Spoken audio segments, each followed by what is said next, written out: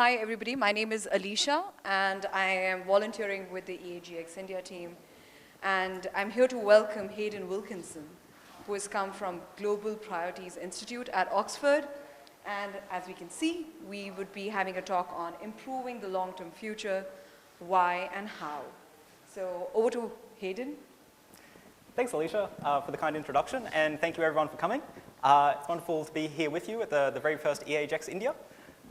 Okay, so in this talk, I'm going to be talking about whether one of the most important things we can do now is to attempt to improve the long-term future. There are reasons to think that it should be a key moral priority of our time, improving the future, that is. And there are also reasons to think that it's not. I'll be talking a little bit about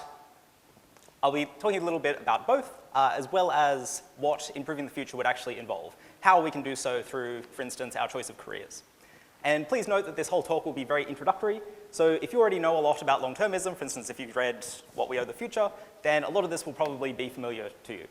So if, upon hearing that, you want to leave, feel free, I won't be offended. But if not, let's get going. So to start, the idea that improving the long-term future is very important is sometimes called long-termism. Okay, specifically, the idea that positively influencing the long-term future is one of the key moral priorities of our time.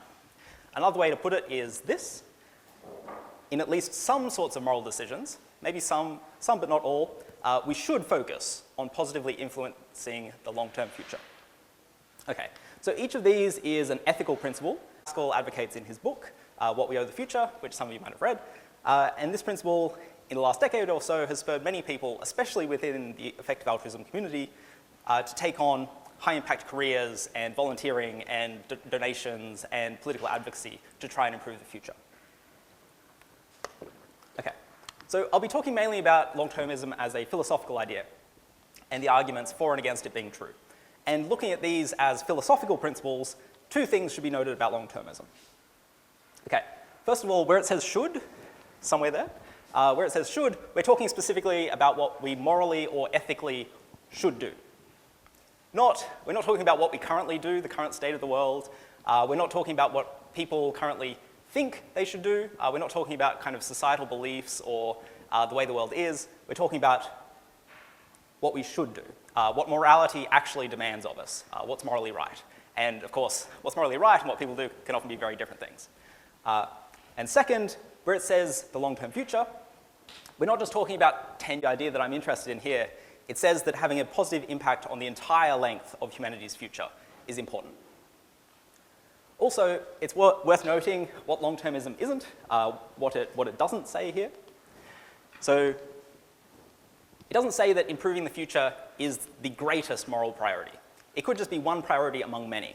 Other priorities might include, for instance, if you're at this conference, alleviating poverty and disease in the world today, combating injustice today, preventing the suffering of farmed animals or wild animals. Long-termism just says that improving the future should be on that list as well. You might think it should be the only thing on the list, but that would be a much stronger principle than what long-termists usually have in mind, certainly a stronger principle than what I'm talking about. Yeah. Another thing that long-termism doesn't say is that in all moral decisions, we should do whatever most improves the long-term future. For instance, if there was some way that harming people in the present or committing some horrible injustice today would help the future, long-termism doesn't say that we should do it. Just because the future is important doesn't mean we should do bad things for the sake of the future. Long-termism doesn't imply that. Just like environmentalism says that the environment is really important and feminism says that gender equality is really important, but they don't necessarily say that we should harm people to save the environment or that we should commit injustices to achieve gender equality. That's not the idea that I'm interested in here, and it's not one that long-termists in general advocate. Long-termism doesn't say anything like that. It just says that in some situations, perhaps all of the situations where we can do so without harming anyone, without stepping on anyone's toes, perhaps just when we're choosing which charity to donate to or which career to take, in those decisions, perhaps, we should try to improve the long-term future. Okay, a third thing which I think is perhaps underappreciated in the EA community, long-termism doesn't require that the best way to improve the long-term future is to mitigate risks of extinction. That's a stronger idea, which you don't necessarily need to accept. You might think that if humanity were to go extinct, just kind of disappear in the blink of an eye, with no pain or suffering or anything, that wouldn't actually be a bad thing. Sure, lots of people in the future wouldn't come to exist, but no one would suffer. You might think that's not actually that bad. Well, long-termism doesn't require that would be a bad thing. Long-termism doesn't require that making the future long is important. It merely requires that somehow influencing the future is important. Okay. I'll talk a bit more about that later, I think. Okay. So, oh no. Yes. Okay. So, long-termism is the idea that improving the long-term future is important, and not just 100 years into the future, but potentially thousands of years or more. But why would this be true? Well, there are 3 reasons that form the basic justification of long-termism. First, whatever we do, there might be vast numbers of people across the entire future. Humanity we're pretty young as a species, and it's entirely possible that we'll survive thousands, if not millions of years more. After all, other species of mammals, other species that are closely related to us, they've survived for longer, so why not us? We should set our sights at least that high, or at least it's at least possible. Okay, and that's not to say that we should necessarily try to make humanity survive longer. It's not saying that it's a good thing that humanity might survive a long time, just stating the fact that we likely will. There's a decent chance. And regardless of whether you think human extinction will be bad or not, there are a lot of people's lives in the future. If you're looking for people to help, there's a whole lot of them over there, far more than are alive today. And they might be affected by our actions today. So that's the first idea. Lots of people in the future, that's usually a good heuristic for finding people to help. Find where lots of people are. Second, future lives matter just as much, no matter how far away from us they are in time. And this is somewhat controversial. We often don't think this, but on reflection, I think it is true. Just because people live far away from us in time doesn't mean we can ignore them, neglect them, let them suffer. And third, there are ways we can predictably affect those lives for the better, even on different views of what makes lives better. And I'm going to explain each of these in turn. Any one of them might seem counterintuitive or easy to reject. So we're going to look at whether they're easy to reject, just how plausible they are. And if they're all true, then long-termism seems to follow from that, maybe with a few kind of precisifications or something. But this is the basic case for long-termism. Okay. So first, the future is vast. To give you a sense of just how vast it might be, we can think of this one icon as representing the approximately 8 billion people that are alive today. And I guess 17% of that person is living in this country. Okay. So if that's 8 billion people, then this is all the humans who have ever lived. About 100 billion over the course of human history. And how does this compare to how many people might exist in the future? Because that's what we're interested in. Well, a typical species of mammals on Earth, based on the historical record, lasts for about between 500,000 and 6 million years, just on average. And if humanity lasts that long, and even if we cut our population down, even if we're much smaller than we are at the moment, say just 1 billion people living at any given time, then here's how many people could exist over the course of the future. If we survive for between 500,000 and 6 million years, then we end up with between 2 trillion and 60 trillion people. By the way, they don't actually all fit on the slide. In PowerPoint, they kept on going down for another page or so, but I think you get the idea. So that's between 20 and 600 times more people than have ever lived, or more humans than have ever lived. And this is probably an underestimate of what's possible. In principle, if humanity gets things right, if we don't kind of accidentally wipe ourselves out, then we might survive much longer than other mammals. After all, it seems like humans are maybe slightly better at planning ahead and doing cooperating and so on than many of our ancestors or relatives. For instance, we might survive until the Earth is no longer habitable. And then maybe that's the end point of humanity that we can't get past. And then the number of potential future humans would grow about 1,000 times more to 100,000 trillion, which is a very big number. And if humanity even, if the sci-fi novels were true, and if humanity someday spreads to the stars, then we could outlive the Earth itself, and there would be thousands of times more. So the future would just be bigger and bigger and bigger. But even if that's all fantasy, even if we don't make it that far, even if we don't spread to the stars or whatever, maybe we don't, even if we just stay on Earth, and even if we only last as long as other species have in the fossil record, even in that very pessimistic scenario, there would still be 100,000 trillion of us. So yes, the future could be very big. It's still very big in that situation. And I think it's especially worth remembering that these aren't just numbers. Okay? Each of these people, all 100,000 trillion of them, each of these people here times 8 billion for each of them.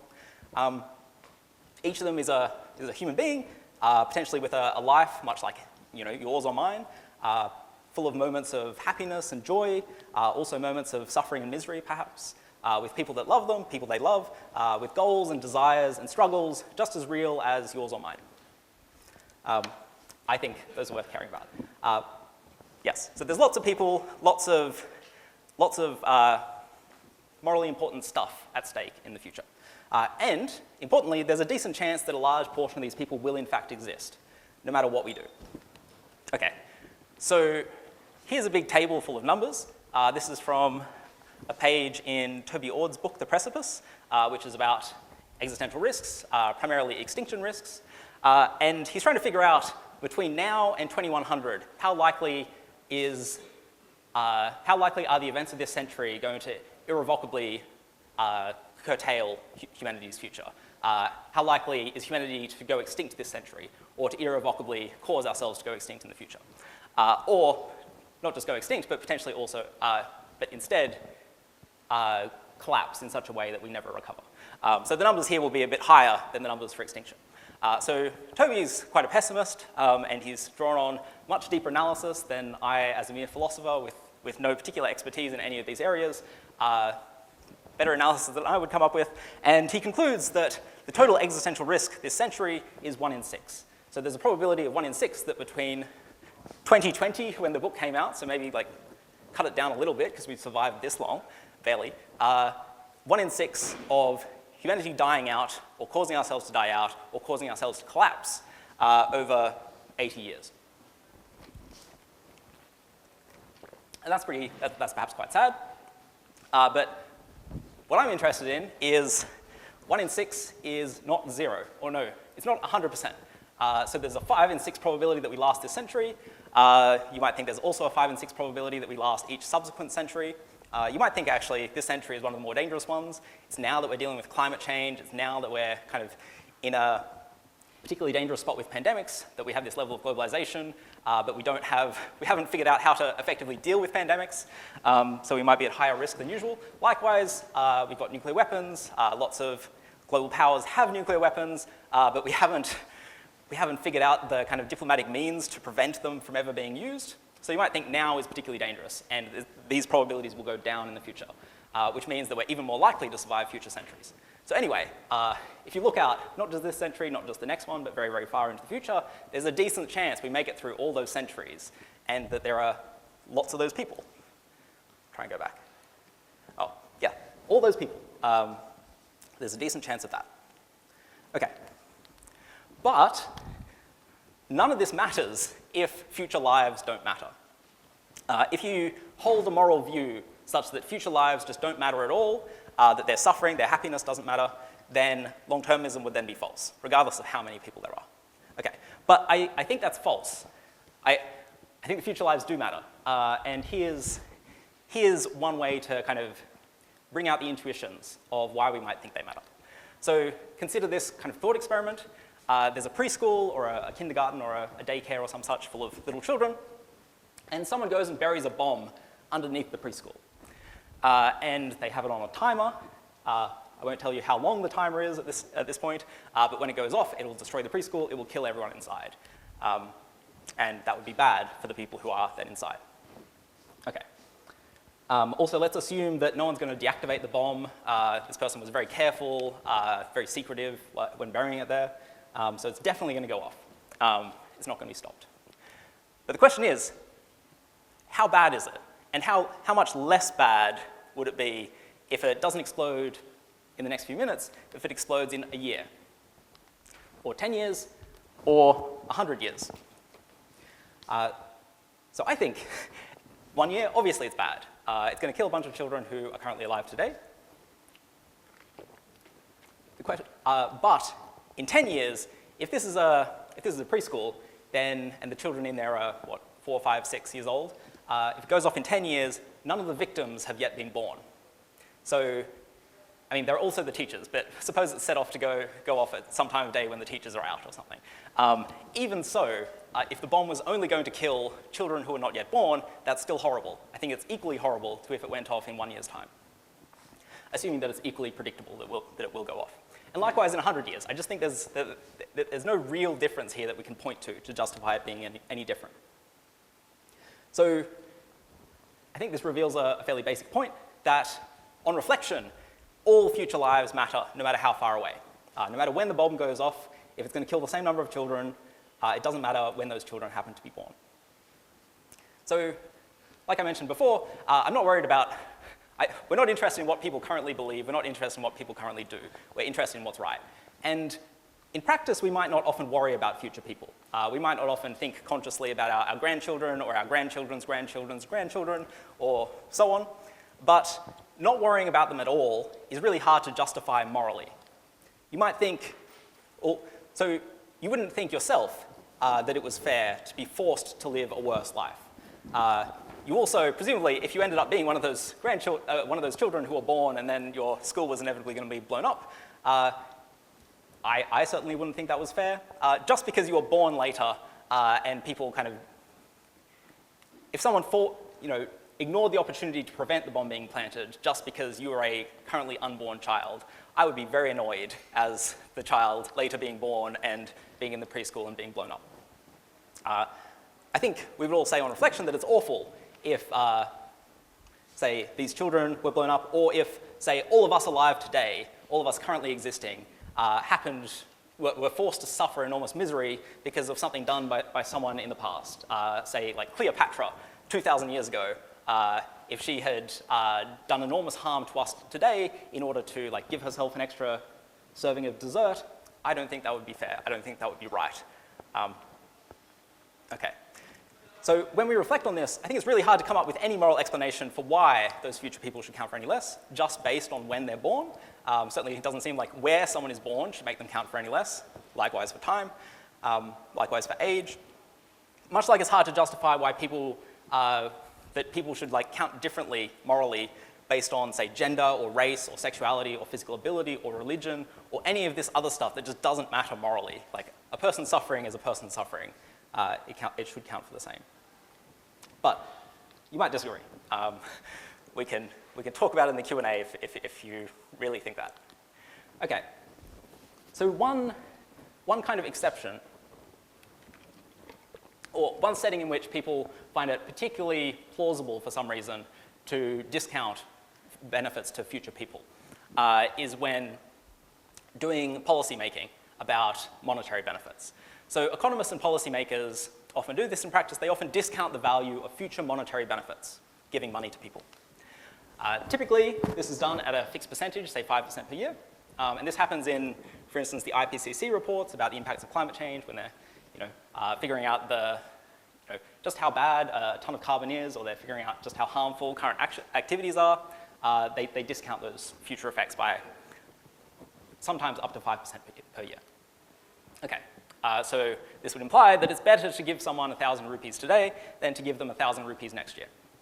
And that seems kind of right, but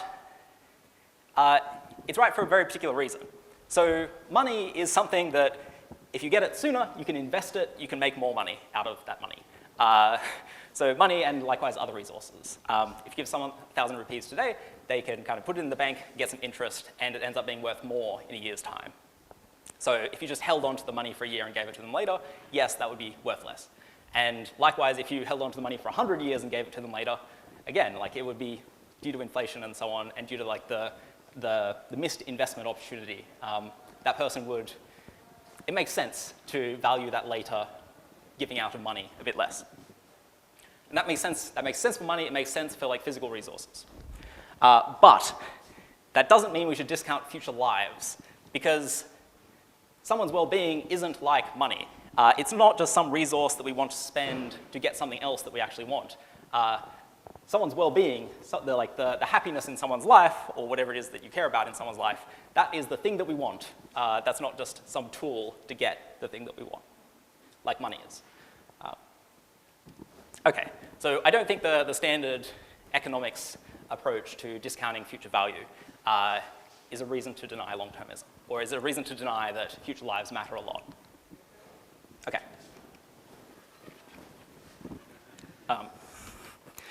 We'll talk about animal suffering later. This is the wrong talk for you. Okay, so there were 3 points. The future may be big. Future lives, if they happen, matter. And the third thing, that we can predictably affect them. So can we predictably affect future lives? After all, even if they mattered a lot, if we just couldn't affect them at all, then long-termism would be false. There'd be no point to trying to improve the future if we just couldn't improve the future. Okay.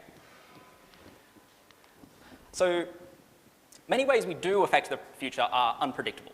And so for instance, if you go out and save someone's life today, a random person drowning in a pond perhaps, well, that person might go on to have children, and one of their descendants might be a great inventor or philanthropist or otherwise like a social hero who solves some great global problem.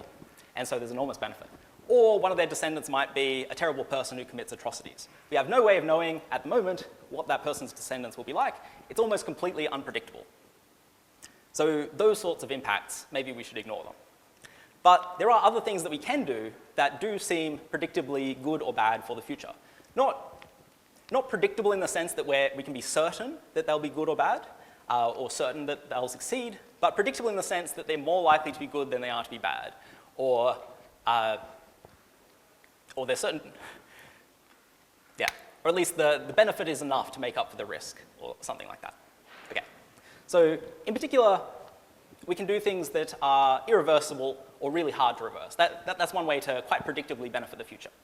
So you could call these kind of irreversible events lock-in events, because they lock us into particular futures. Or we could prevent lock-in events from happening, prevent things that lock us into a bad future.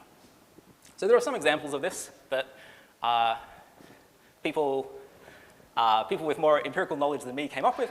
So a good example is hard to change laws. Many countries or many kind of contemporary nation states, when they're founded, they have a constitution which is very hard to change after the fact. For instance, the United States, they put early on in their constitution, in their Second Amendment, that all citizens have a right to bear arms and so on, which made sense at the time, but it's been really hard to change in the following several hundred years. And so as a result, the personal ownership of firearms is very high in the US, and we have a lot of violent crime and so on. And that's hard to change. So that was kind of a lock-in to a certain future, at least for a few hundred years. Might not last that long. Okay, so another lock-in, hard to remove contaminants. If you release some pollutants that are hard to remove, then yeah, they're going to stay there for a while. That's going to affect future people for a long time. If I dump some nuclear waste in the hotel pool, then I'm going to make hotel guests' lives pretty bad for a long time. Okay. A lock-in event that is kind of the perfect example of this is human extinction, or perhaps also global collapse. If humanity goes extinct, then we can easily predict the lives of all future humans. There won't be any. Global collapse might also be similar. If we kind of, say if there's a nuclear war that kind of devastates human civilization, and we're effectively like back in the Stone Age or something, technologically and like population level wise, then that might also be really hard to come back from if it's particularly hard to have another kind of scientific revolution and industrial revolution, and to get back to a world like we have today with wonderful medicines and Netflix and great technologies. Okay, so examples of these, more concrete examples, pandemics, especially engineered pandemics, which are someone designed a pandemic to be, or designed a pathogen to be particularly deadly and particularly virulent, then it's at least possible that might kill everyone, or cause a collapse. Nuclear war via releasing soot and then causing nuclear winter, killing all the plants, could also potentially kill everyone or cause a collapse. The very worst case scenarios in climate change could also do this. Arguably also AI scenarios, if a sufficiently clever and unaligned AI system was deployed in the world. So that's extinction and collapse. And then there are other changes that once implemented, few people will want to change. That's another kind of sort of lock-in you could have. So one is changing institutions. So say like improving institutions. If you made an institution or like a national government or the UN or something, if you made it more resistant to authoritarianism or more peaceful or more democratic, more concerned with safety and resilience, better at addressing risks like climate change and pandemics, and more, maybe even like just more long-termist minded in general or something. And that institution, once you kind of locked it in, like a national constitution, it might stay like that for a long time, and so you continue to provide this benefit for a long time. Also worse institutions, if you make a government become more autocratic or something, and the people in power might not want to change from being an autocracy once they're kind of getting the spoils of rulership. One particularly worrying event, I think, for the long term would be the establishment of a particularly oppressive authoritarian state that's also resilient to outside influences, especially if it was a global state, but even if it was just a very large nation state that was quite stable as an autocracy. So those in power might want to stay in power, they might want to perpetuate that regime, and perhaps have the technological capabilities to kind of make that happen, like a really strong surveillance state or something. So if that came about, that sort of authoritarian state, it might stick around for a very long time and cause centuries of misery for lots and lots of people. Okay. Also, improving or worsening human values. If you make everyone more altruistic, kinder, more empathetic, more interested in the well-being of people far away, and less selfish, potentially they pass that on to their children and so on and so forth, and so you change human values and make people's lives better for a long, long time.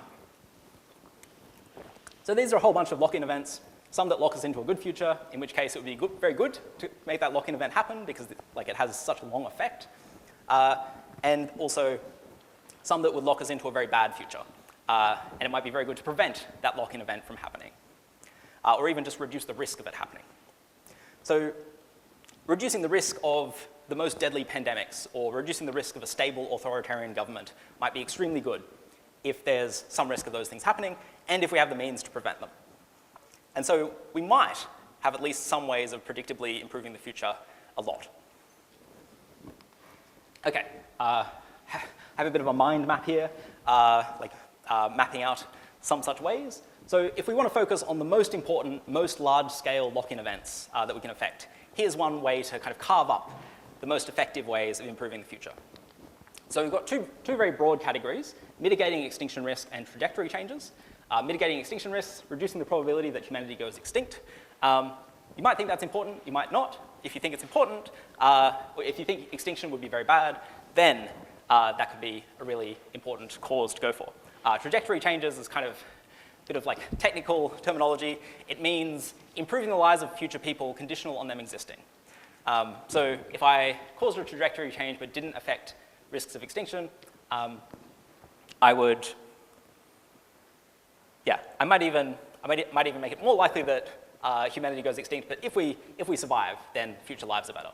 Perhaps building more bridges or kind of burying pots of gold or pots of delicious food and then people dig them up in 1,000 years. That would be a trajectory change, albeit a very small one. Okay. There's also a third one, which the EA community hasn't worried about much so far, and I'm not sure it is worth worrying about. So affecting population size, which according to some recent research by some folks at the University of Texas, changing the population size up or down now could potentially result in changes to population size lasting long into the future. And this one's much more controversial. I'm not confident either way whether increases or decreases in population would be good or bad. It seems just quite uncertain. And I think it would be very easy to make a mistake here about which is better and end up accidentally making the world much worse. But maybe there's a case to be made for this, and it might be worth doing research on. So just put it in there for completeness. But I don't think it's a current top priority EA cause. Okay, so here's some examples of ways you might mitigate extinction risks. I should just note again, I'm a philosopher. I haven't done the analysis on which are the very best ways to mitigate extinction risk, but other people have written books on this. Other people in the EA community have done a lot more research on this, and these 4 options come out as looking pretty good. For instance, in Toby Ord's book, which I highly recommend. And then trajectory changes, things that are most clearly trajectory changes are things like changing values and improving institutions, those are a bit vague, and not as much work has been done on them, unfortunately. But you can also really, all of these things overlap. The four things on the left are preventing pandemics, improving nuclear security. These things will also make future lives better, even apart from the way they might reduce risks of extinction. And likewise, improving people's values and improving institutions probably also reduce risks of us going extinct, because better institutions are probably better at dealing with pandemics and so on. Okay. Yep. And then for each one of these, there are a whole bunch of different ways you could actually go about tackling that one very narrow cause area. So just pandemic prevention. For instance, through your career, you could go and do work in policy to improve government policy and plans and strategy about dealing with future pandemics. Or you could do research, identifying like the best policies to implement in the first place, or developing new technologies that are better at kind of surveilling for viruses and allowing people to respond to them quickly, or what have you. And I think there are also a sometimes overlooked category would be entrepreneurship. Sometimes we do need like private companies to, for instance, develop new vaccines and go out and start distributing them. And maybe sometimes private industry is the best way to do that. So careers in any of these broad buckets could potentially be good. And I think roughly the same three things hold for almost all of these. So there's a need for policy and research and entrepreneurship for nuclear security and AI safety and combating climate change and so on. But yeah, more broadly, can you individually predictably affect the future? Can you make a difference to any of these many, many things? Well, I think yes.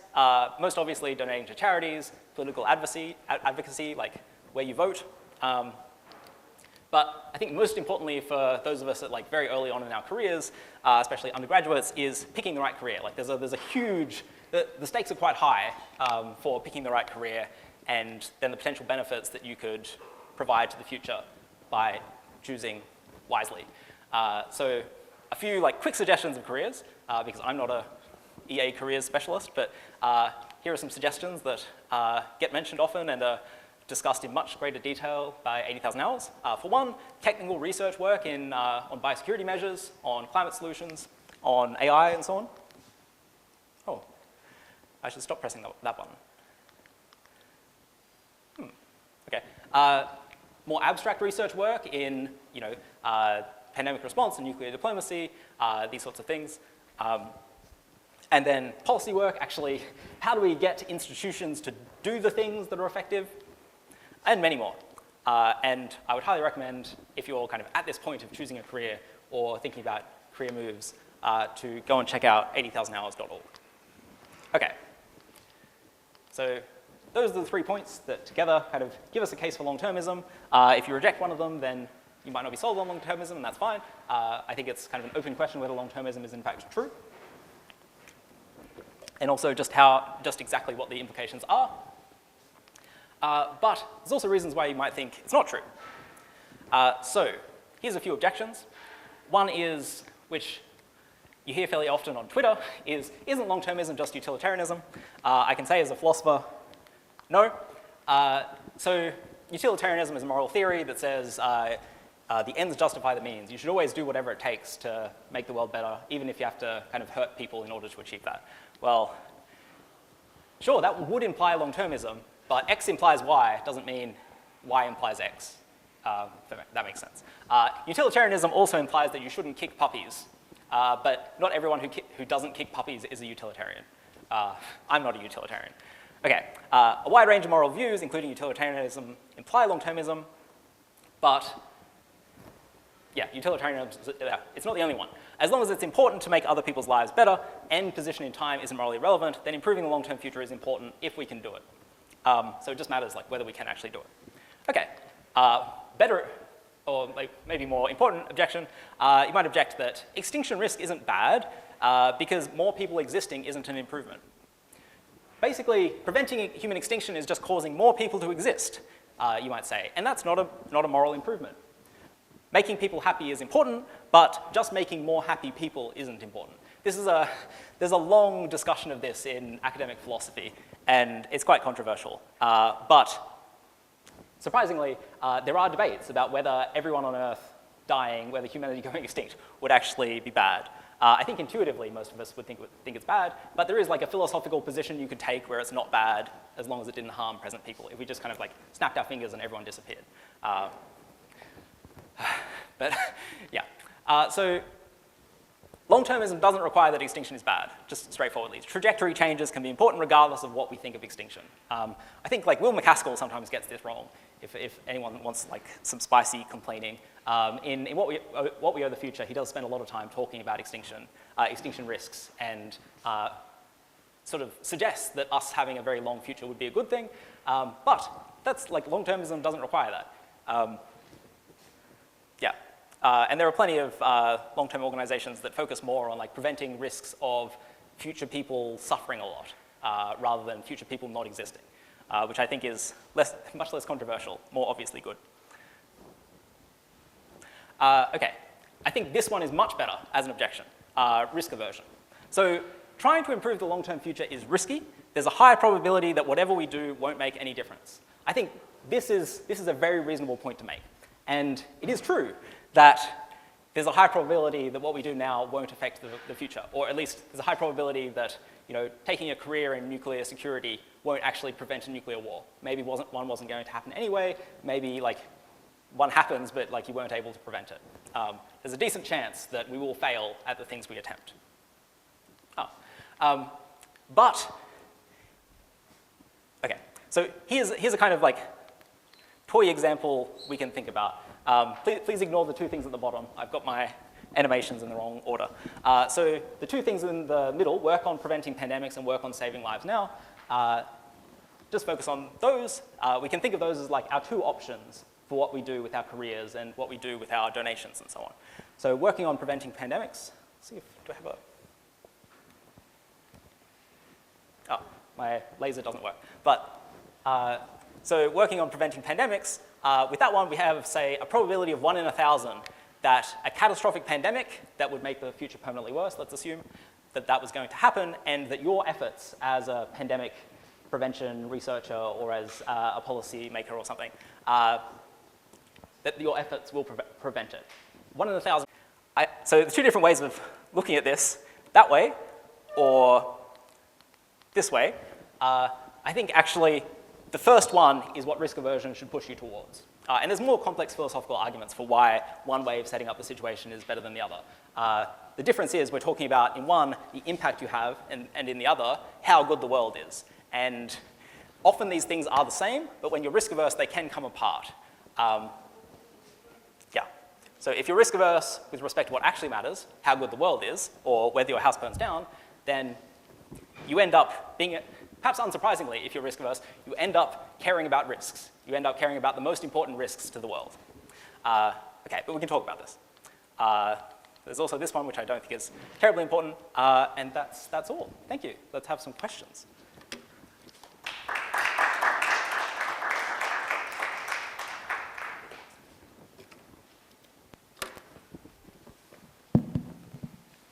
Thank you, everybody, for your attention. We have the option of posting questions on the swap card. Please utilize it. We have a few questions already.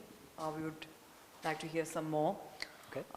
So Hayden, there's one about general public might not be able to make sense and internalize huge estimates and faraway future.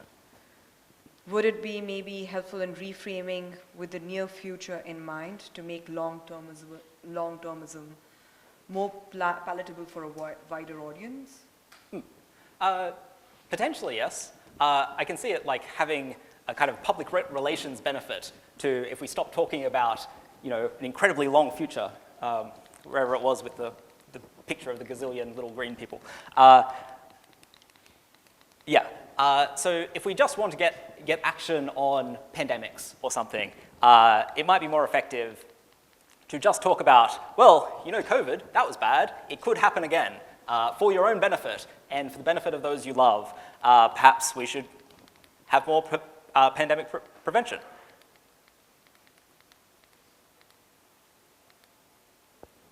Anyway. Yeah, so maybe we shouldn't go talking about long-termism. We should just talk about and we shouldn't, talk about all these gazillion people. We should talk about just the benefits and the risks to the general public and their loved ones and the things they already care about. I think it's a sign of quite serious honesty and integrity that people who are interested in long-termism actually talk about long-termism if they think it's true.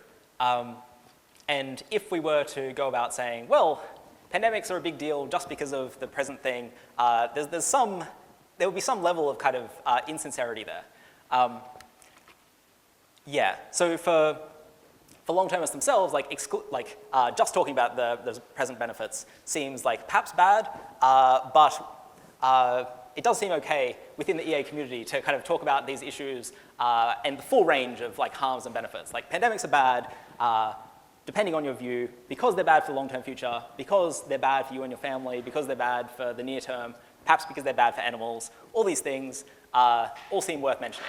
When communicating to the general public, it is a lot trickier, and it's not entirely clear to me whether we should just say oh yeah, because long-termism, pandemics, or that we should be open about caring about the long-term future.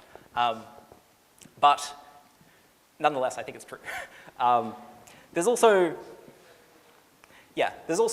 perhaps not so much for pandemics, but when it comes to other issues like values change or institutional change, I think the case for prioritizing those things is much weaker if we're just interested about the near term, and much stronger if we care about the long term.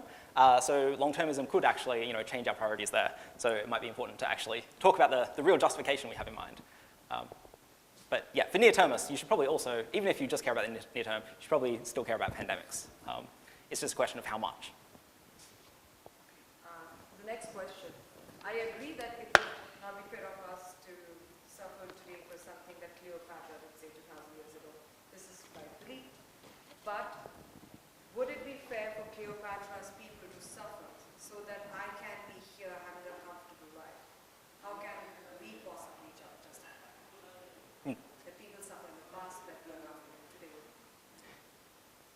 Yeah, well, depending on the, so it seems obviously true that Cleopatra shouldn't harm her people or cause her people to suffer so that in 2023 all of us can sit in a comfortable room and enjoy the lovely snacks outside.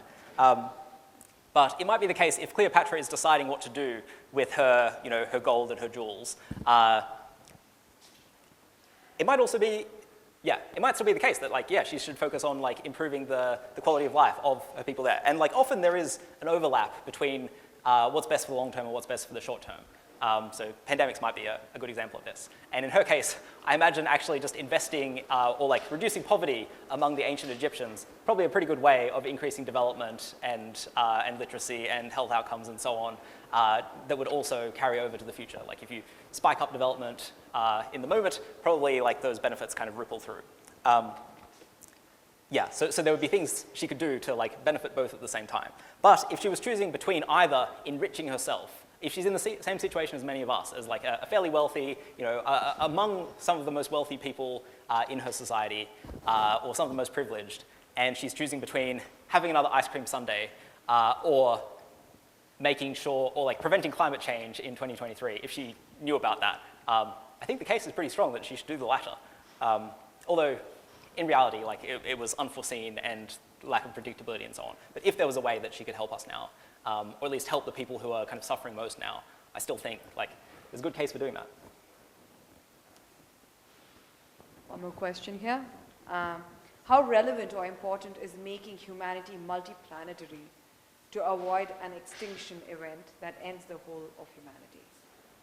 I don't know. My impression from people who've thought more about this, there is some research from the Future of Humanity Institute. There's one paper called Astronomical Waste, which looks at this explicitly. It looks at the cost of, if you care about making more people, if you think making more happy people is by itself good, higher populations are better, which controversial, I don't necessarily agree. But if you think that, and you're comparing space settlement to reducing extinction risk,